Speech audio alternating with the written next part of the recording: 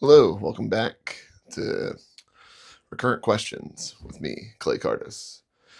Last episode, you can call it, was a proposal. Can yeast think? And in some ways, I think, yeah. I mean, obviously, they're doing something. And in what ways can we correlate it with how we as humans think? There's one, if not a pretty large connection. It's microtubules. And if you check out my past video for all the references there. But yeah, I've got an update.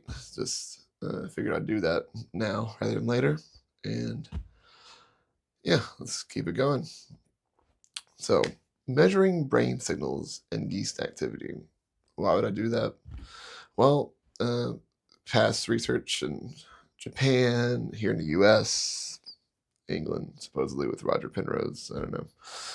Well, mostly with in Japan and in the U.S., they're putting these spectrum analyzers to their heads with connectors and measuring stuff. So, me being a person that doesn't have too much money, I buy the cheapest, most effective spectral analyzer I can find, the Tiny SA, and I use it for a couple experiments. Here, I'll show you. And what it looks like to connect it to my brain. And who else has microtubules? Yeast. Can we measure it? Maybe. Let's see what happens. How do you do it? So we're starting with the brain stuff first.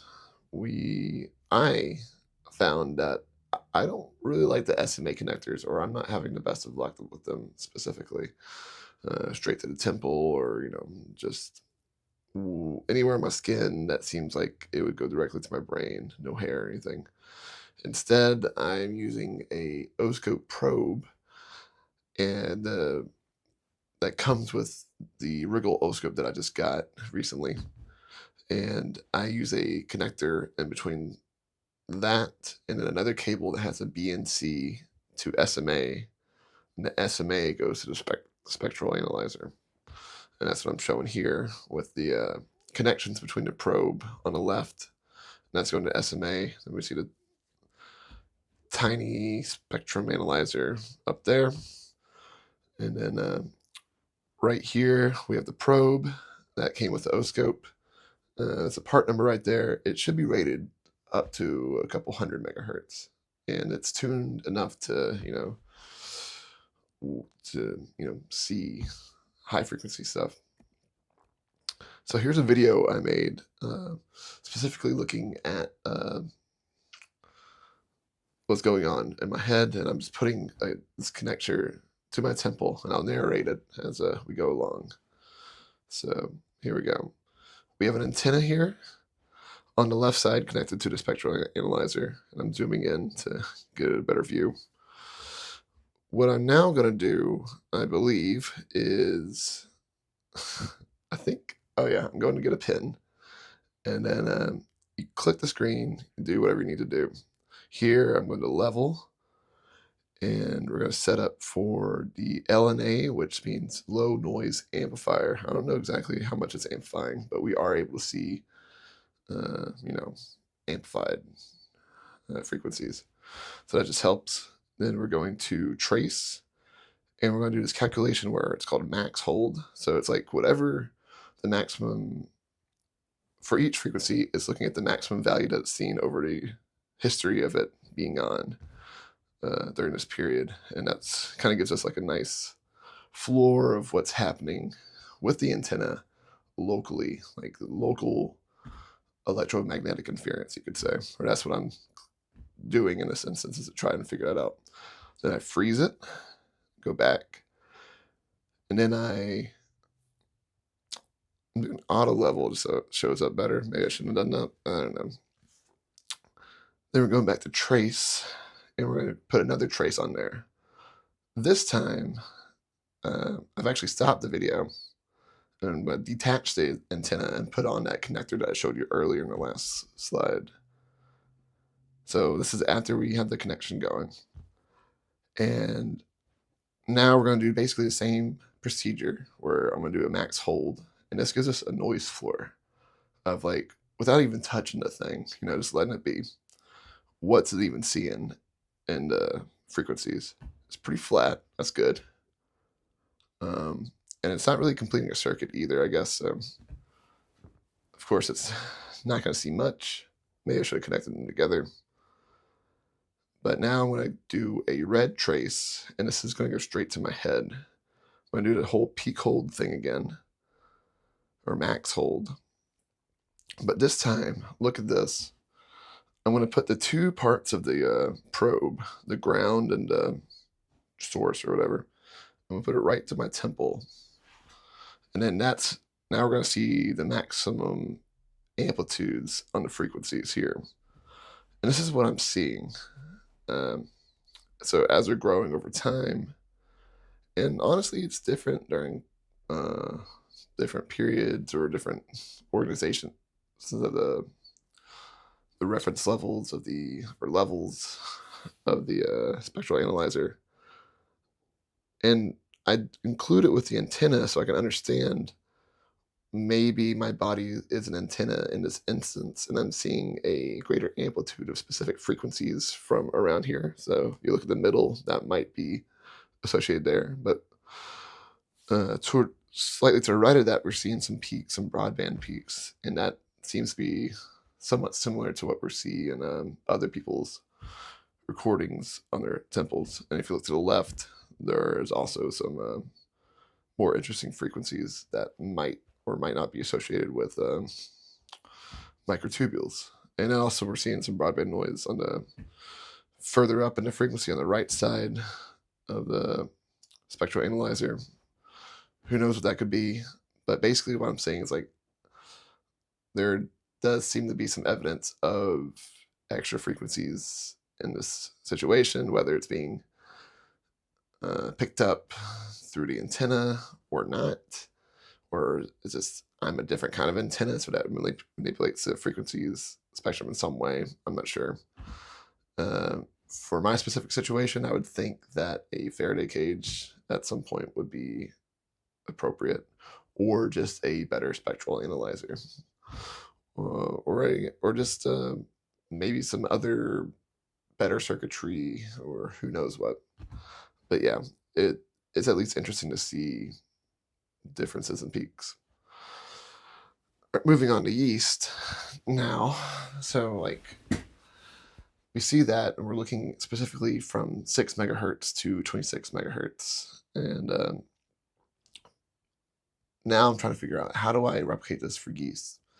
There is a bioenergy generation paper here that I'm trying to recreate, and honestly, I've been having trouble doing it because of the various steps that we'll discuss here today. But the idea is you have a negative rod go into the sugar solution. Then you have this positive terminal go into a dialysis tube, which I did not have during my initial test that I will be explaining today. I just got it yesterday, to be honest, so we'll be doing more tests in the future. And you put a yeast solution into that dialysis tube, and then through a kind of diffusion, that's kind of like a barrier, a semi-permeable barrier. It interacts with the sugar solution and it creates bioenergy. From this study, I am trying to recreate one of these test conditions here and see if I can get the same. Basically, it's a voltage ramp up over time, kind of like it grows like that. Or if time's going this way, it's like that. So, yeah, I think that's what I'm looking for. It's 114, 145, 166. So it actually gets kind of, but yeah, I guess that's what I'm looking for. I'm looking for that increase in voltage. And I've been trying to do that. I've been having trouble, but I might as well show some results that I've gotten recently. Here's my test setup. I've got a big pot, aluminum, I believe, a stand to hold stuff. I figured that what do you call it? a mason jar is what I'm using right now. And I got to have the water in the pot bath to be a certain temperature. I'm putting it at 100 right now, and it kind of holds that temperature over a period of time. And when I get to 100, I take the sous vide out because it emits EMI. I gotta make sure that the water bath level is above the sugar solution level so that there's no gradient, there's no difference in temperature in that area. That was something that came up when I was doing these tests. I'm using an oscope to measure the average voltage measured from the two terminals, positive and negative. And I'm using this BNC to kind of like wire nut thing with stranded 22 gauge wires. I use 22 gauge because I know that if it's stranded, the very tiny wires that are inside that and kind of like mixed together, it allows for greater passage or better passage of higher frequency electromagnetic currents. Because of the skin effect, it's like Nobel Prize kind of stuff. I would definitely recommend looking into the skin effect of wires for some interesting reading. I'm using a spectral analyzer to, I didn't take that connection from the oscope at some point, and then put it to this tiny assay to look at a certain spectrum. And so far I've been looking at the 6 to 212 megahertz for reasons I'll explain later. And then we're using this to go from the connection of the BNC, and we use what I call a Canon connector to another BNC, and then that goes to the SMA, and then that goes to the tiny spectral analyzer. So we're making a sugar solution here. I'm using 60 grams, and I'm trying to get to 150 milliliters of water, and then that gives us about 0.4 grams per milliliter.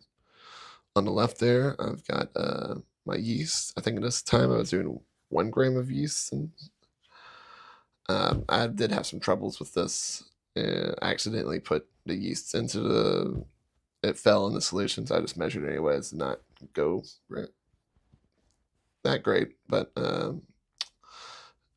the second time around, I got duct tape, and I got a tea bag. So I put, in this instance, I have 9 grams of yeast in there to match the 150 milliliter level of water to get to 0.06 grams per milliliter. And that did generate about 30 to 40 millivolts of voltage, energy, whatever you want to call it, electromotive force. And so that was cool. And I have one wire going in there, the positive terminal, and the other one's just like hanging out there. And this isn't the best, but like because it's not exactly like a it is semi-permeable bag, but this is just something I had in the pantry when I should have bought a dialysis tube, which I have now, and we'll be doing these experiments later. This is the tea filter I used, semi-permeable, unbleached, whatever. Really, the thing I like about this most is the name of the company, If You Care, which has like a double meaning. Like, yeah, you care about the environment, but it's also kind of passive aggressive, which I love. And this is the dialysis tube. So you gotta like cut it to length, clamp it, then put the solution in there, and then you kind of pop it into sugar solution that we'll be doing. And I actually tried to do that earlier today, spilled it everywhere. I didn't know what I was doing. So thought I'd make a video and then get back to it later. All right, so here's the 6 to 212 megahertz scan on my first attempt at doing this procedure. I chose 6 megahertz to 212 megahertz based on this graph from the last video, and then the last video based it on stuff from Anirban Bandyopadhyay, I think his name is, and his research that found this is, a good frequency range to look at for water at the very least. So here in the yellow, like we did earlier with the antenna and the brain stuff, I do a peak hold on yellow just to see the the local noise or the local floor to be referencing. And then the green was like just live at that time, but in this next instance measurement, this is a peak hold at around 10 minutes of the first one. And I think the first one had just like 1 gram in solution, so it actually was not that much at all. But here I can show you that I saw like a little bit of extra activity in those ranges, which I think is like 60, 30, 120 megahertz, something like that. You could probably count the quantized grid there to double check me. I'm not going to do it right now because I'm just looking at this kind of qualitatively, like what's the difference between here and the floor, the noise floor, basically. And then this is from the second, more, I would say it's better, but it's more controlled experiment that I did with the 9 grams of yeast. And I saw a little bit of activity. I feel like that is like the, I guess it's like 20 megahertz, about 18 to 20, maybe a little bit more. I'm seeing some extra stuff. And I know it's kind of hard to tell what is what. But I believe the purple and the red is what I'm looking at in terms of like, difference over time or increase in activity over time. And same on the other side there. I don't know what frequency range it is. I ignored the middle because I think that's basically just like, your local radio stations that are coming in or whatever. So it's kind of tough to, go through that. I think I might focus more on the 6 to, 40 range at some point, 6 to 40 megahertz, and just look exclusively at that. Maybe even the kilohertz range at some point. I'm not sure. But yeah, that's kind of where I'm at right now. I just figured I'd give like an update of what's going on. I do need some other things that I hope to buy in the future, like a fancy new scale. Right now I'm just using a kitchen scale that's quantized at integer units of grams. And it's kind of tough, like measuring that out. Other things, I don't know. Yeah, any kind of support through here would be exclusively used for more research into this. So I got this set up. It's like a Stripe payment system. If you want to help me out, that'd be great. But hopefully in the next 2 weeks, I'll have at least something that recreates or is similar to the paper that I'm referencing for the bioenergy creation with yeast. So yeah, thanks for watching. Subscribe, share, whatever. Really appreciate it. All right, thanks. Bye.